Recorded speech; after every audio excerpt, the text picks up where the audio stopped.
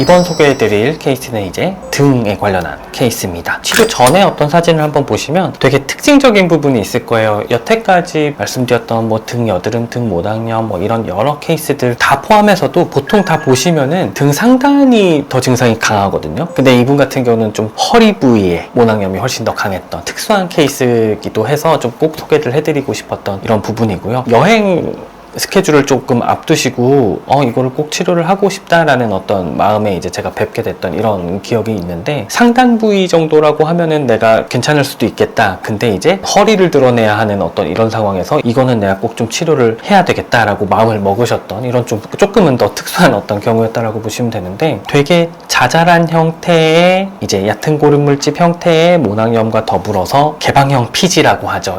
이렇게 만져보셨을 때 뭔가 오돌도돌한 것 같아서 손톱으로 이렇게 긁거나 했을 때 피지 조각 같은 어떤 형태들이 쑥 하고 빠져나오는 이제 이런 어떤 형태들이 다수인 이런 경우인데요. 이런 분들은 오히려 피부 표면이 너무 건조하거나, 그러니까 충분한 보습이 되지 않았다거나, 증상의 개선을 위해서 너무 많이 때를 민다든지 스크럽을 사용한다든지 이랬을 때 발생하는 어떤 증상들이었다라고 보시면 되고, 발생해 있는 이제 이 모낭염과 아까 제가 개방형 피지라고 말씀드렸던 비염증성의 어떤 뭐 좁쌀 여드름 이런 형태에 준한다라고도 볼 수 있을 텐데, 그런 부분들을 제거하는 과정이 시술하기 전에 한 2회 정도 들어갔던 것 같아요. 그래서 트러블들에 대한 완연한 어떤 제거 그 자체만을 목적으로 치료가 진행이 되고, 그 이후에 비로소 약초침이라는 시술이 같이 진행이 되기 시작한 이제 치료 과정이었다라고 보시면 될 것 같고요. 단순히 그냥 색소가 좀 옅어졌다 이런 것뿐만이 아니라 오돌도돌하게 이제 보여질 수 있는 그런 어떤 피지의 어떤 형태들, 이런 것들도 하나하나 다